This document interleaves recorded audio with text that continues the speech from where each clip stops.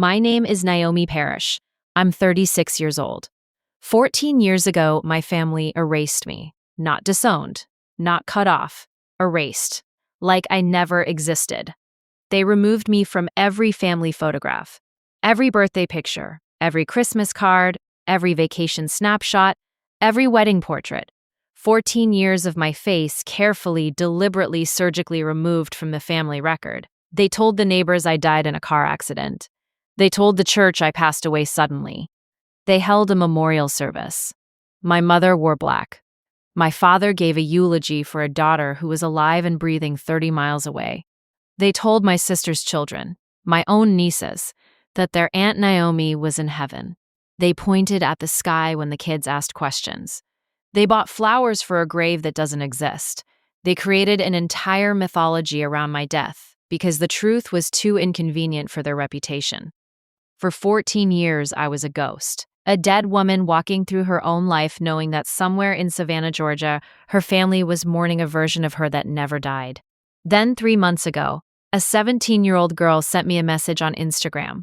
4 words that detonated everything. Are you Aunt Naomi? Her name was Chloe. She was my sister Vivian's oldest daughter, the niece I had never been allowed to meet. The girl who had grown up believing I was dead. She had found something in my grandmother's attic, something my family thought they had destroyed years ago. A box of photographs, original, unedited photographs.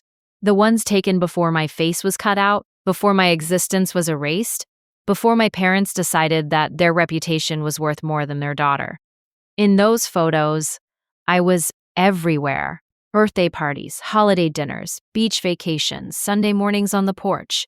A smiling girl with her arm around her sister. A daughter sitting on her father's lap. A family that looked complete. A family that had chosen to make itself incomplete.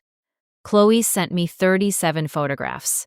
In every single one, I could see the ghost of the person my family had tried to kill. Not my body, my memory. But what Chloe didn't know, what nobody knew, was that I had been building my own collection for 14 years. Screenshots of the edited photos my family posted online. Side-by-side comparisons showing exactly where my face had been removed. Metadata from digital files proving when the edits were made. A folder on my laptop labeled Truth that contained 143 pieces of evidence, documenting my systematic erasure. My parents' 40th wedding anniversary was in 6 weeks, 60 guests.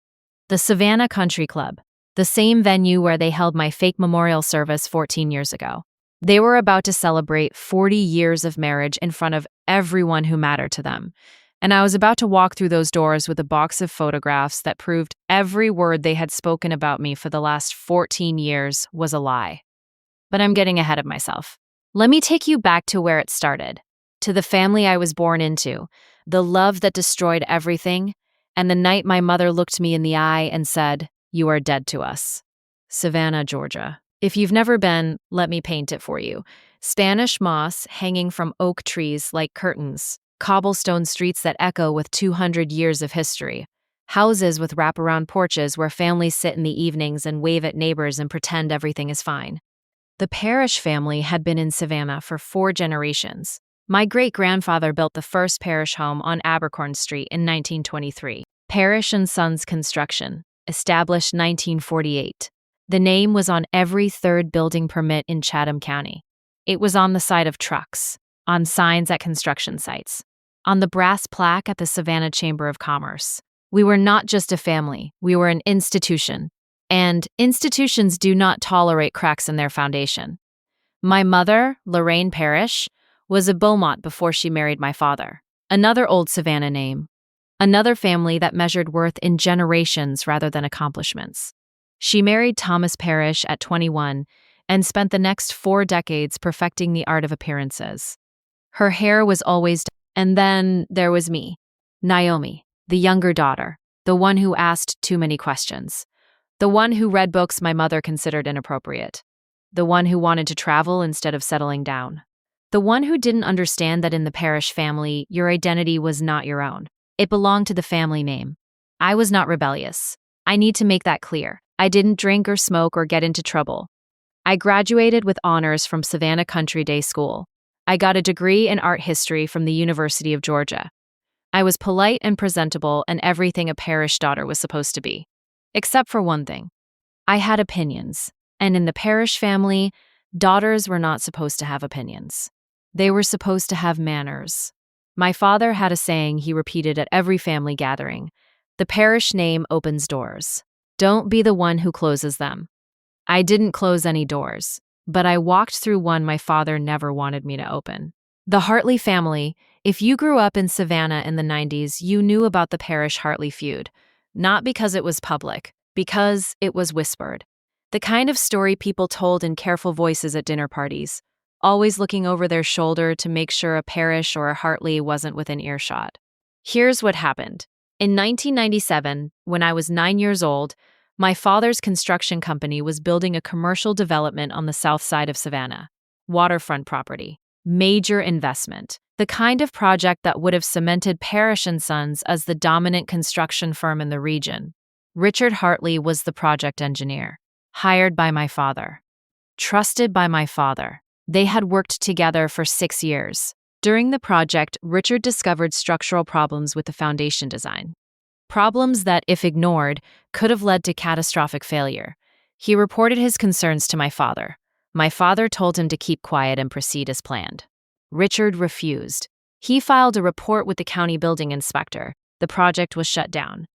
An investigation followed. My father was fined $200,000 for code violations and nearly lost his contractor's license. The project collapsed. My father lost over $1 million. 3 subcontractors went unpaid. The parish reputation, built over 3 generations, was suddenly in question. My father blamed Richard Hartley for everything. Not the faulty design, not his own decision to cut corners. Richard Hartley. The man who had done the right thing became the villain in my father's story. Richard sued for wrongful termination after my father fired him. The court awarded Richard $340,000 in damages. My father appealed. Lost again. The legal battle dragged on for 4 years and cost both families everything they had in savings. By 2001, the Parishes and the Hartleys were the Montagues and the Capulets of Savannah, Georgia. Except nobody was writing poetry about it. There was just bitterness and silence and 2 families that crossed the street to avoid each other. Richard Hartley had a son. His name was Marcus, and 14 years before I was erased from my family's history, I fell in love with him. I met Marcus Hartley at a coffee shop on Broughton Street. September 28, 2018. I was 22, he was 24. I didn't know he was a Hartley. Not at first. He was just a tall man with steady hands and quiet eyes who asked if the seat across from me was taken. I was reading a book about Renaissance art. He asked about it. Not to impress me. Because he was genuinely curious. We talked for 2 hours. He told me he was an architect. Recently graduated from Georgia Tech. Working at a small firm downtown designing residential homes. He loved old buildings, he said. Loved the way Savannah preserved its history while still making room for new things. I loved that about him. That he saw beauty and preservation and growth happening at the same time. We exchanged numbers, had dinner the following week, then coffee again, then a walk through Forsyth Park, where he pointed out architectural details in every building we passed. And I pointed out the artistic influences. And we argued about whether the fountain was overrated and decided together that it absolutely was not. By November, I knew I was falling in love with him. By December, I knew his last name, Hartley. He told me on a Sunday afternoon. We were sitting on a bench in Johnson Square. The winter sun was pale and thin, and the air smelled like rain. "Naomi, there's something I need to tell you. And I should have told you sooner." My stomach tightened. In my experience, sentences that started like that never ended well. My last name is Hartley. My father is Richard Hartley. The world stopped. Not dramatically, not like in a movie, it just went very still, like the air itself was holding its breath. "Your father sued my father," I said. "My father reported your father for building code violations that could have killed people." Marcus's voice was calm but firm. "The lawsuit was the consequence, not the cause." He was right. I knew he was right. I had heard my father's version of the story my entire life. The version where Richard Hartley was a traitor and a coward who destroyed the parish business out of spite. But even as a child, Something about that story had never made sense. If the building was safe, why did the inspector shut it down? If my father was right, why did he lose in court? Twice? Marcus waited while I processed. I understand if this changes things, he said. If your family is more important than whatever this is between us, I'll respect that. I looked at this man, this honest, thoughtful, decent man who had done nothing wrong, whose father had done nothing wrong, whose only crime was being born with the wrong last name. My family doesn't get to choose who I love, I said. I meant it. I meant it with every fiber of my being. I just didn't understand what it would cost me. I kept Marcus a secret for 4 months, not because I was ashamed, because I was strategic. I knew my parents. I knew what they valued. I knew that the moment they heard the name Hartley, every other fact about Marcus would become invisible. During those 4 months, I fell deeper. Marcus was everything I had never found in the world my parents built. He was on. My phone rang at 9:47 that night. My mother's voice was ice. Naomi Marie Parrish, tell me it's not true. Tell me you are not seeing Richard Hartley's son. I took a breath. It's true. His name is Marcus. He's an architect. He's a good man. The silence lasted 8 seconds. I counted, then she said 4 words that changed everything. Come home. Right now. I drove to my parents' house on Abercorn Street knowing exactly what was waiting for me. My father, standing in the living room like a judge delivering a sentence. My mother perched on the edge of the sofa, hands folded, spine rigid. The words left my mouth before I could stop them. I had never said them out loud, never challenged my father's version of events, never pointed out the obvious truth that everyone in Savannah knew, but nobody dared say to Thomas Parrish's face. His face went dark red. Not embarrassment. Rage. The kind of rage that lives underneath decades of self-righteousness. My mother spoke for the first time. Naomi, you need to end this relationship immediately. No. Excuse me? I said no. Marcus is not his father. And even if he were, his father didn't do anything wrong. He reported a dangerous building and you punished him for it. My father took a step toward me. If you continue seeing that boy, you are choosing his family over yours. I'm choosing a person I love over a grudge that should have ended 20 years ago. Then you've made your choice. His voice dropped to something cold and flat, something I had never heard before. You are no longer welcome in this house. My mother didn't contradict him.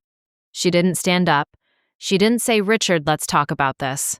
Or she's our daughter. Or, wait.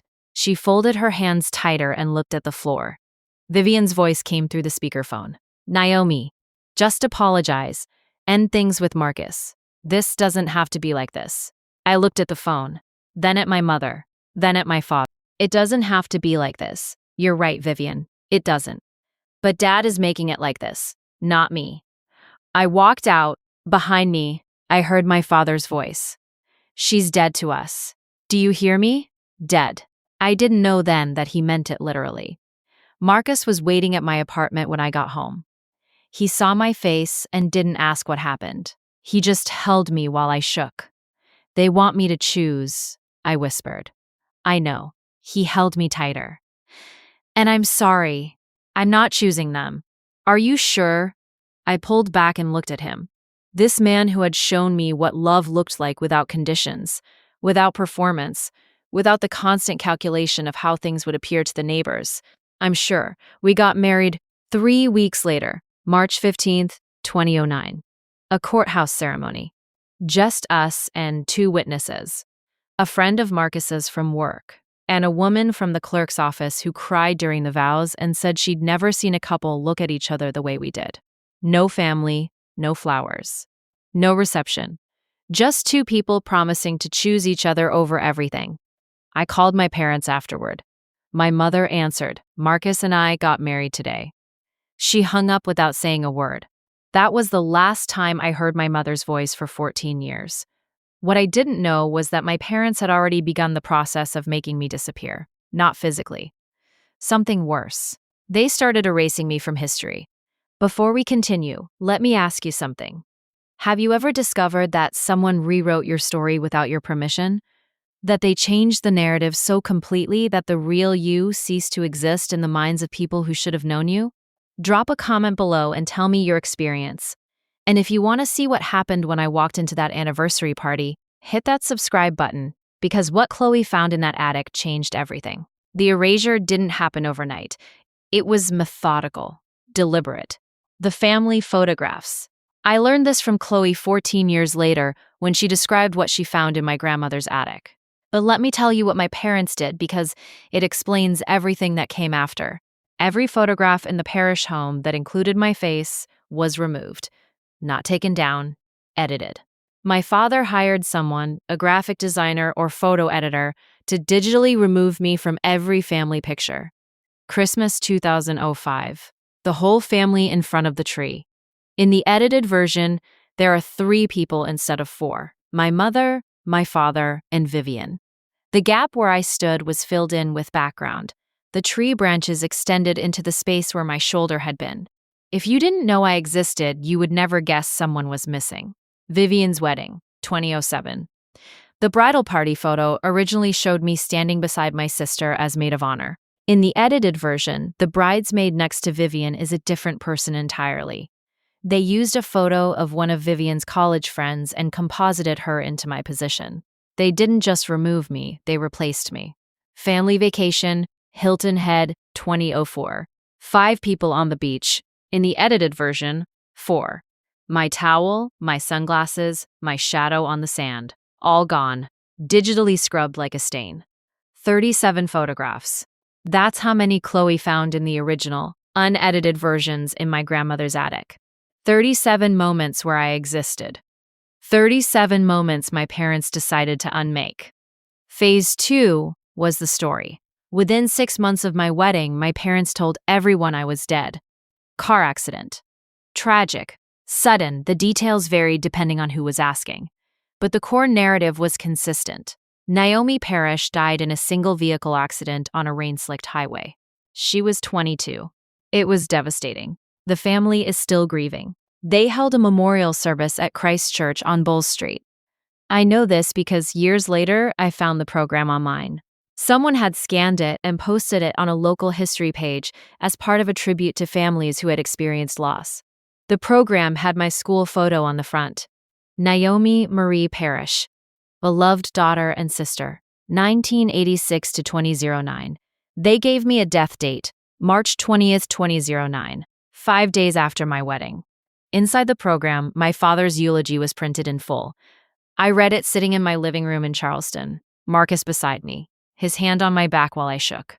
Naomi was a light in our family. Her loss has left a darkness we may never fill. But we take comfort knowing she is with God and that her memory will live on in our hearts forever. Her memory.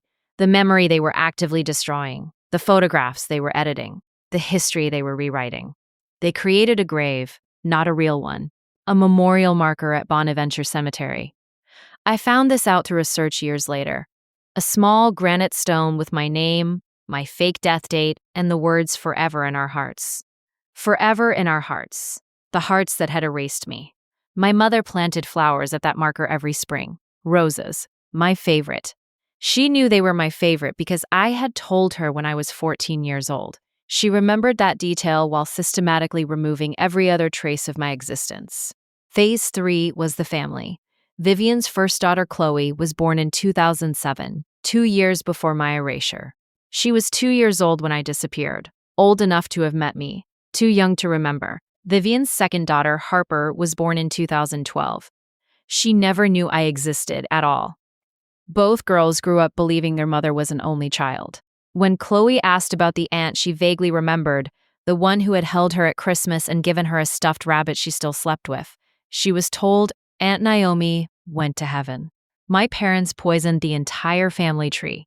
Cousins, aunts, uncles, family friends. Anyone who might have remembered me was fed the same story. Naomi died. We don't talk about it. It's too painful. And because Savannah is a city that respects grief and privacy, nobody pushed. Nobody questioned. Nobody thought to ask how a 22-year-old woman died in a car accident that never appeared in any police report or news article. For 14 years, I was dead to everyone who had ever known me. Except I wasn't dead. I was in Charleston, South Carolina, 90 miles away, building a life with the man they said I died to avoid. Let me tell you about the life they said I didn't have. Marcus and I moved to Charleston 3 months after our wedding. We couldn't stay in Savannah. Too many whispers. Too many people who looked at me with confusion because they had heard I was dead, but there I was buying groceries at the Piggly Wiggly. Charleston was close enough to feel like home and far enough to start over. Marcus found work at an architectural firm that specialized in historic preservation. Within 2 years, he was their lead designer. Within 5, he opened his own practice, Hartley Architecture. The name that had been a curse in Savannah became a brand in Charleston. I went back to school, got a master's degree in museum studies from the College of Charleston, found a position at the Gibbs Museum of Art, first as an assistant curator, then as associate curator, then as head of exhibitions. We bought a house on James Island. 2 children who had never met their grandparents. 2 children who didn't know their mother had been declared dead by her own family. I told myself it didn't matter. I told myself we were enough. Marcus, the kids, our little house, our garden, our life. We didn't need the parishes. We didn't need Savannah. We didn't need anyone who could erase a person and then plant roses on their fake grave. But some wounds don't heal just because you stop looking at them. Some truths don't disappear just because you stop speaking them. And in October 2023, a 17-year-old girl with my sister's cheekbones sent me a message that ripped open everything I had spent 14 years trying to bury. The message arrived on a Tuesday evening. I was making dinner, pasta with garlic bread. Daniel was doing homework at the kitchen table. Josie was drawing pictures of cats on the back of a grocery receipt. My phone buzzed. Instagram notification. Message request from an account I didn't recognize.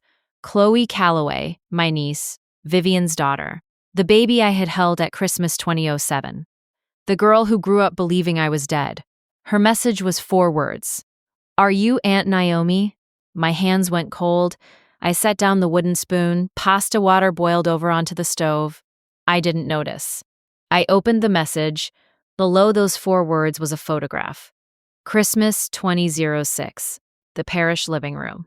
My mother, my father, Vivian holding baby Chloe, and me, standing right there, arm around my sister, smiling at the camera. The original photograph, unedited, complete. Below it, Chloe had sent a second image.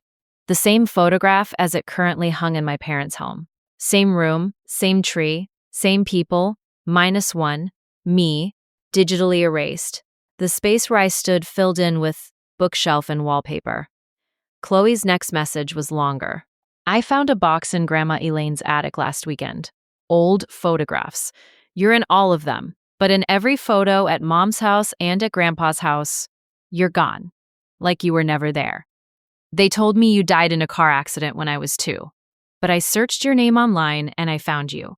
You work at a museum in Charleston. You're married. You have kids. You're alive.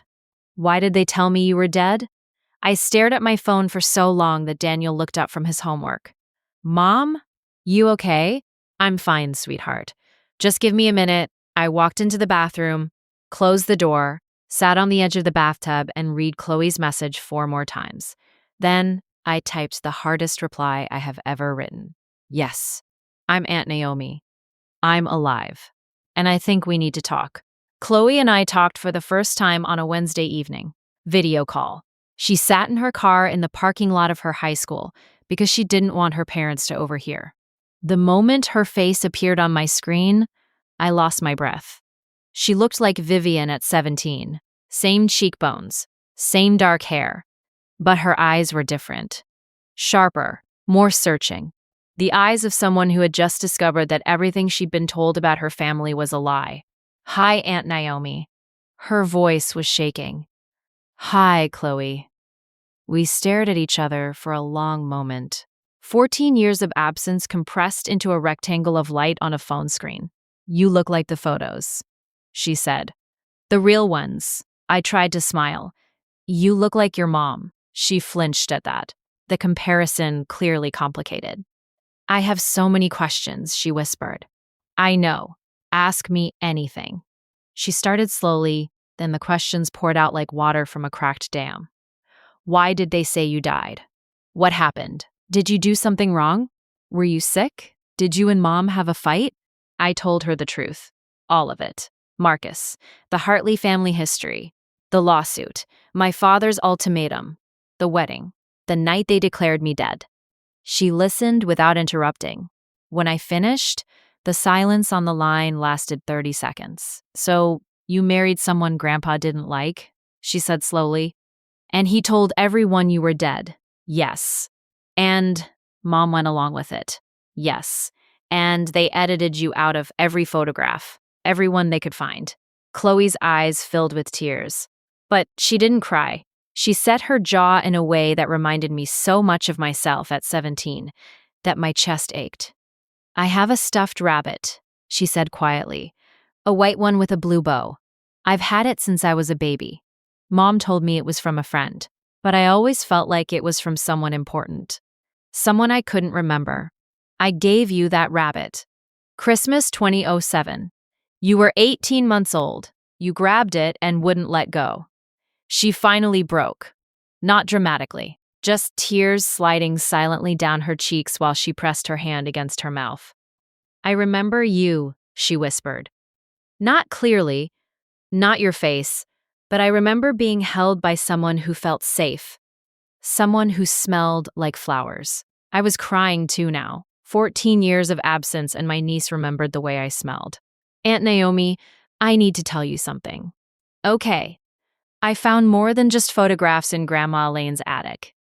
My mother's mother, Elaine Beaumont, 79 years old, the woman who had played along with the memorial service and the fake grave, and the edited photographs because Thomas Parrish was her son-in-law and she didn't dare challenge him.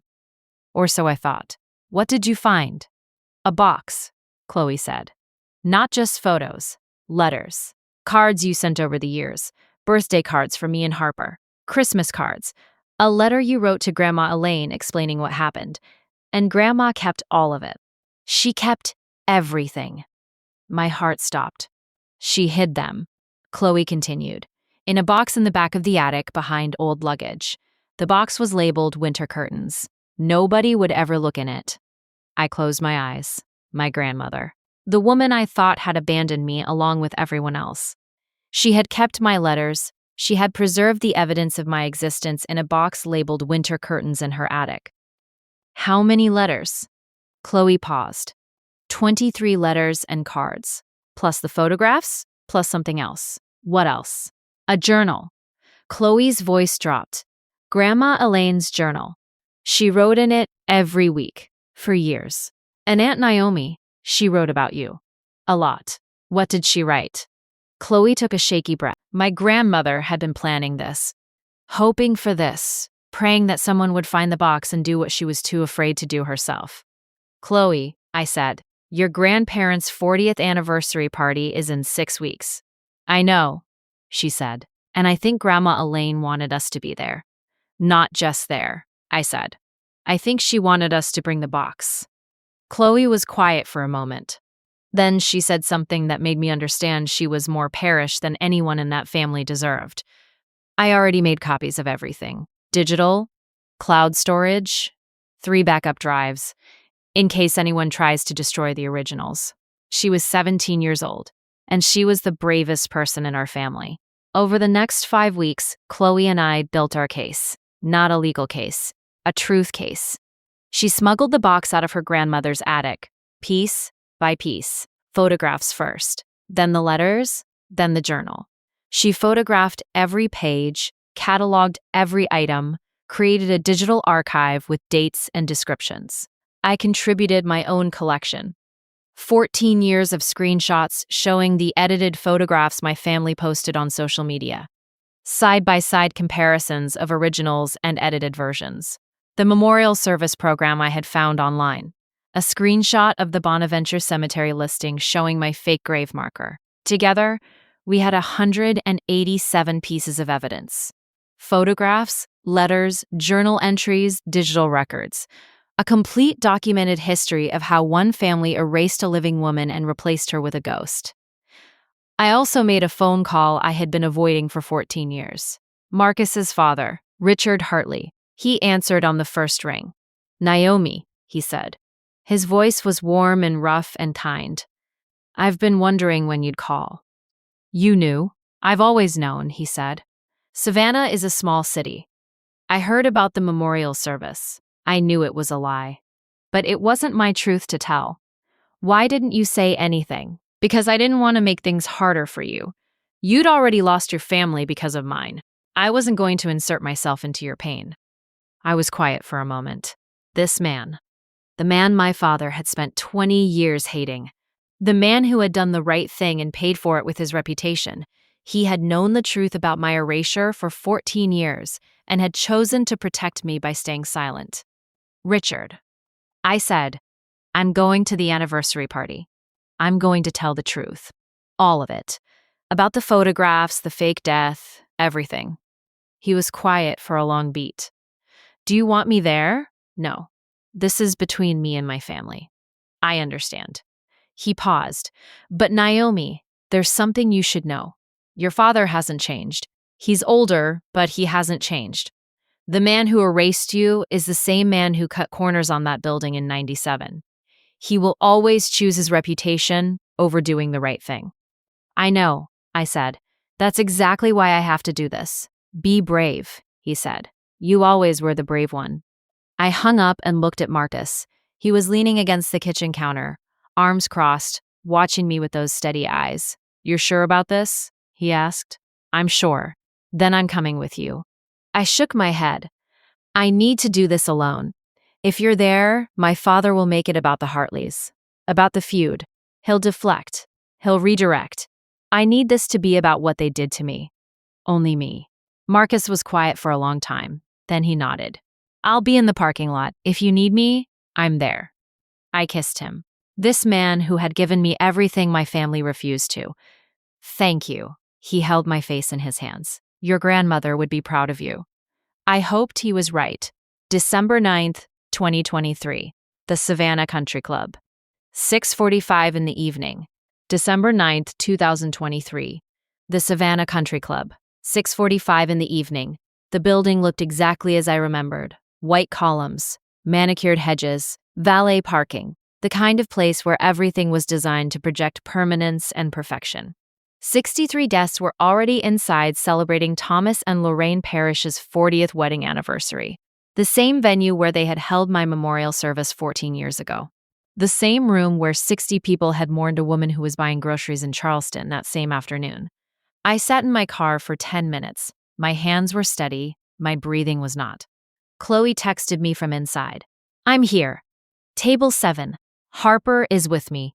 She doesn't know anything yet. Grandma Elaine is at table 2. She looks nervous.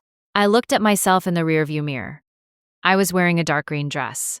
Simple, elegant. My hair was down. I stood in the entrance and let the room see me. It took about 15 seconds for the first person to notice. A woman near the bar. A family friend I recognized from church. Her champagne glass stopped halfway to her lips. Her face cycled through confusion, recognition, and then something that looked like she had seen a ghost. Because in her mind, she had. The whispers started at the bar and spread like a brush fire through dry grass. Heads turned. Conversations stopped. Someone dropped a fork. At table 2, my grandmother Elaine looked up. Our eyes met across the room. Her hand went to her chest. Her lips moved, but no sound came out. Then she nodded. Once. Small. The nod of a woman who had been waiting 14 years for this moment.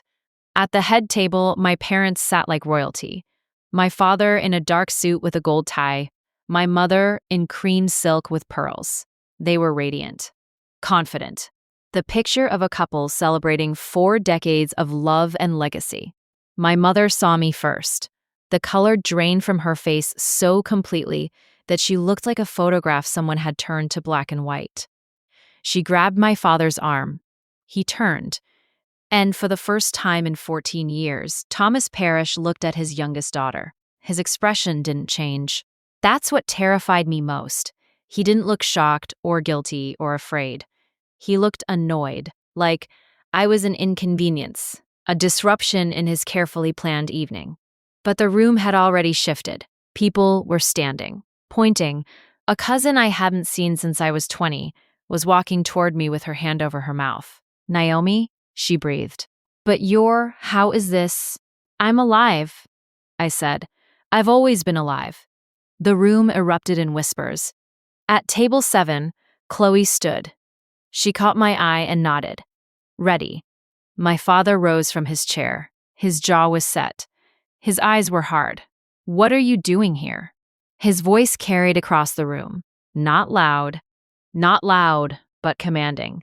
The voice of a man who was used to controlling every situation. I walked toward the head table. The crowd parted. Not dramatically, this wasn't a movie. But people stepped back because they could feel something was about to happen. "Hello, Dad." I stopped 10 feet from him. "Hello, Mom." My mother's lips were trembling.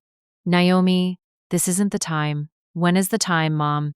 When is the right time to stop being dead?"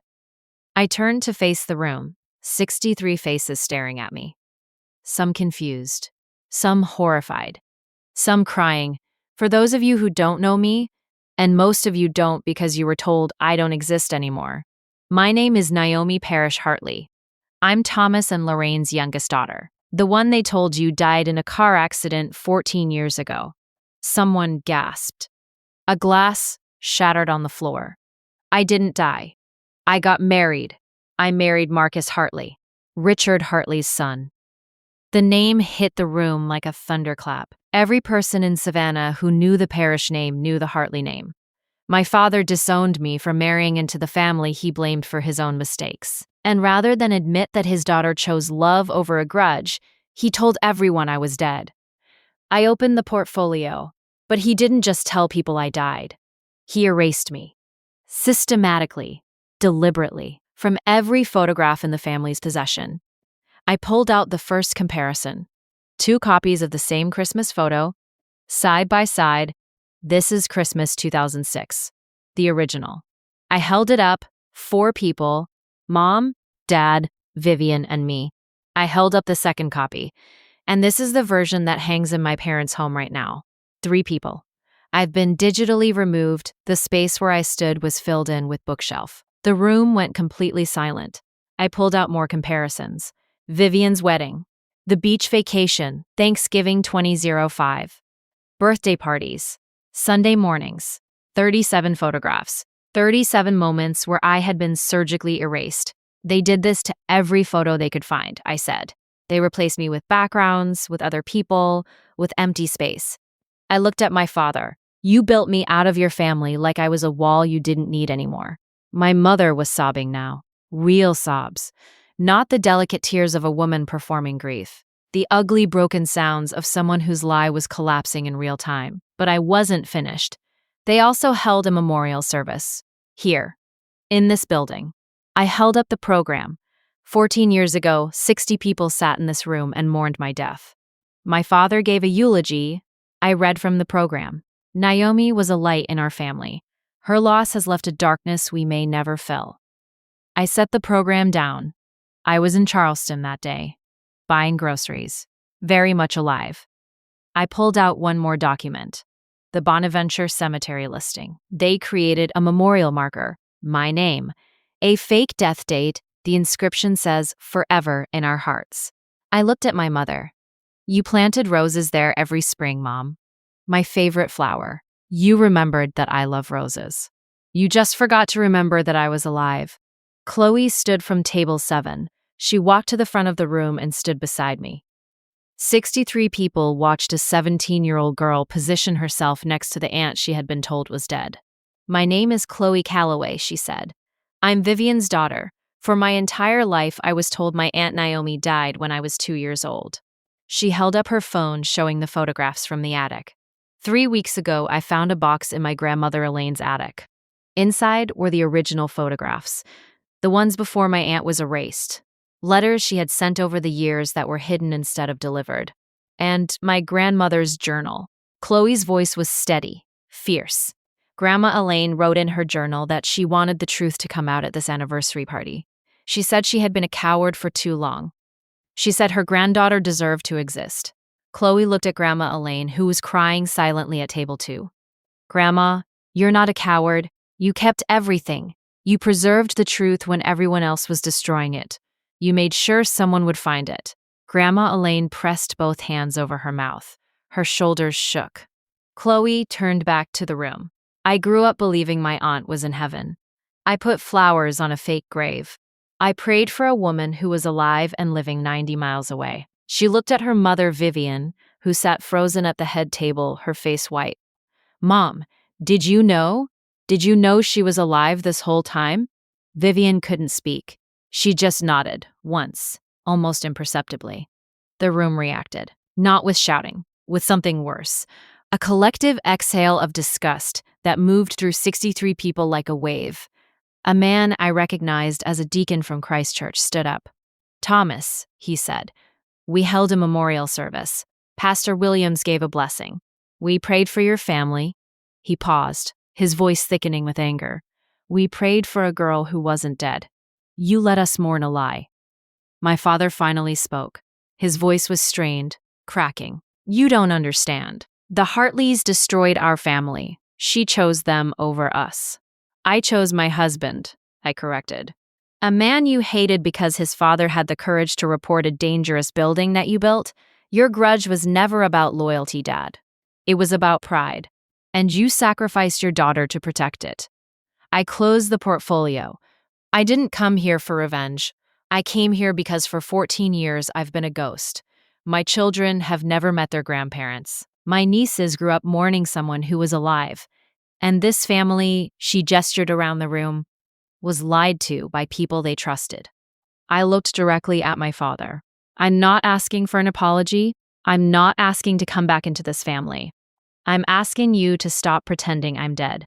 Because I'm standing right here. And I'm not going anywhere. I turned to Chloe. She took my hand. We walked out together. Past 63 witnesses. Past my sobbing mother. Past my silent father. Past my frozen sister. At the door, Grandma Elaine caught my arm. She had moved faster than I thought possible for a 79-year-old woman. She didn't say a word. She just pulled me into a hug. The kind of hug that said, I'm sorry and I love you and forgive me, all at once.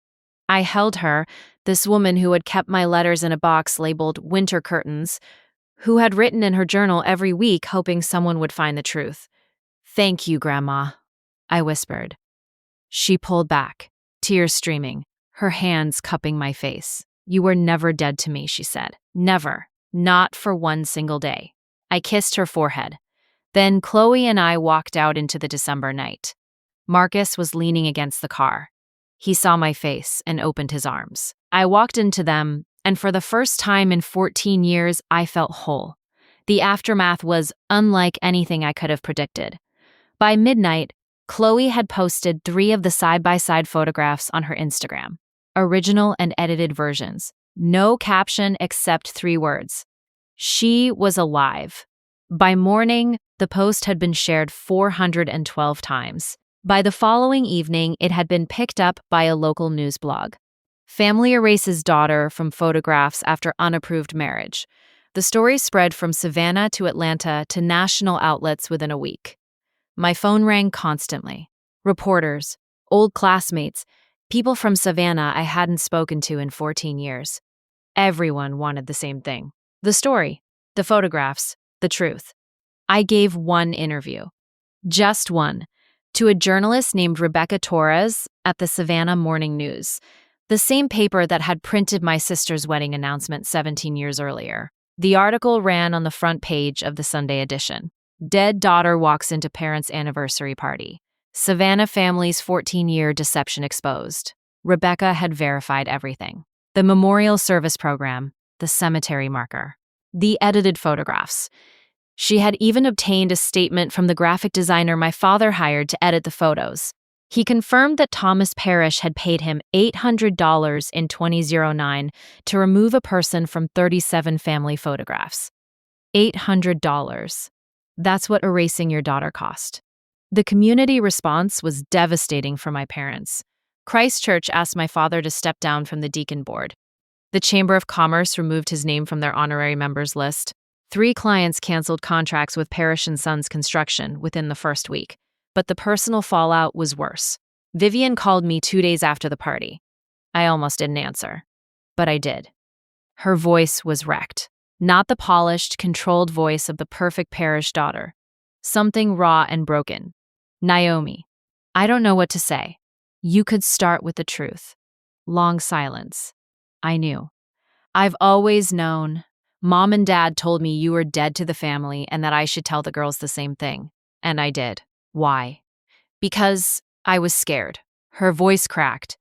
Because Dad said if I maintained contact with you, he'd cut me off too. And I had Chloe and Preston, and you couldn't risk what happened to me happening to you. Yes, she was crying now. And I know that's not an excuse. I know that makes me a coward. I watched them erase you and I said nothing because I was afraid of being erased too. I thought about that for a long time. My sister, trapped in the same family I had escaped, living under the same threats, making different choices for the same reason. Survival. I'm not ready to forgive you, I said. I know, but I understand why you did it. And that's different from accepting it. Chloe hates me, Vivian whispered. She won't talk to me. She says I'm as guilty as Mom and Dad. Chloe is 17. She just found out her mother lied to her for her entire life. Give her time. Will you give me time? I don't know, Vivian. I honestly don't know. Grandma Elaine moved in with her sister in Beaufort 2 weeks after the party. She couldn't stay in Savannah, not with my father calling her a traitor, not with my mother refusing to speak to her. She called me every Sunday morning. We talked for hours. She told me about the years of silence, the guilt that ate at her every time she watched my mother plant roses at my fake grave, the journal entries she wrote hoping someone would find them. I wanted to tell you, she said during one of those calls. Every single day I wanted to pick up the phone, but Thomas, she trailed off. I know, Grandma. He would have destroyed me the way he destroyed you. He didn't destroy me. I said, he tried, but I'm still here. She laughed softly. Yes, you are. Stubborn as ever. My parents did not reach out. Not a call. Not a letter. Not a text. For 3 months after the anniversary party, Thomas and Lorraine Parrish maintained absolute silence. Then in March, exactly 14 years after they declared me dead, my mother sent a letter, handwritten on her good stationery. Dear Naomi, I have written this letter 47 times. Every version sounds like an excuse. I am not going to explain why we did what we did. There is no explanation that makes it acceptable. We told people you were dead. We edited you from photographs. We planted flowers on a grave that shouldn't exist. We let your nieces grow up mourning a living person. I did all of this because your father asked me to. And I followed because I was more afraid of losing him than losing you. That sentence is the ugliest truth I have ever written. I don't expect forgiveness. I don't deserve contact with your children. I don't deserve a relationship with Chloe after what I allowed her to believe. But I want you to know that I took down the edited photographs. All of them. The originals are back in their frames. Your face is back where it belongs. And I went to Bonaventure Cemetery last Tuesday. I removed the memorial marker. It's gone. You are not dead, Naomi. You never were. And I am sorry it took your courage to make me say that out loud. Your mother, Lorraine. I read it 3 times, then I put it in a drawer. Not because it didn't matter. Because it mattered so much, I couldn't hold it all at once. My father never wrote, never called. As far as I know, Thomas Parrish still considers his daughter dead. Some people would rather maintain a lie than admit they were wrong. That's his choice. It's no longer my burden. 1 year after the anniversary party, I'm sitting on the porch of our house on James Island. It's December. The air smells like salt and pine. Daniel is inside arguing with Josie about whose turn it is to pick the movie for family night. Marcus is in the kitchen making hot chocolate because he insists that December requires hot chocolate regardless of the fact that it's 62 degrees outside. This is my life, the one I built after being erased, the one that exists because I chose love over loyalty to a grudge that was never mine. Chloe visits us once a month now. She drives down from Savannah on Saturday mornings and stays until Sunday evening. She and Daniel have become inseparable. She teaches Josie how to draw. She sits on this porch with me in the evenings and asks questions about the years she missed. What was I like as a baby? She asked last weekend. You were perfect, I told her. You grabbed onto things and never let go. You still do. She smiled, the first real smile I'd seen from her in months. Harper, Vivian's younger daughter, reached out in September. She was 14. She had never known I existed until the anniversary party. Her entire reality had been restructured in a single evening. She sent me a text. Simple. Direct. Hi, Aunt Naomi. I'm Harper. I don't really know what to say except I'm glad you're alive. I cried for 20 minutes after reading that. Vivian and I talk occasionally. Short conversations. Careful. Like two people learning to walk on ground that has been broken and rearranged. She's in therapy. She's working through the guilt of 14 years of silence. I don't know if we'll ever have the relationship we should have had. But the door is open. Grandma Elaine is 80 now. She lives in Beaufort with her sister. She's happy there, happier than I've ever known her to be. Free from the parish household, free from the silence she carried for so long. She came to our house for Thanksgiving this year. She sat at our table and held Daniel's hand during grace, and cried into her sweet potatoes and said this is what family is supposed to feel like. Marcus's father Richard came too. He and Grandma Elaine sat on the porch together after dinner. Two people connected by a feud that was never theirs. Two people who had chosen truth over convenience. I watched them through the window. Richard said something. Elaine laughed. And I thought, this is what happens when the walls come down.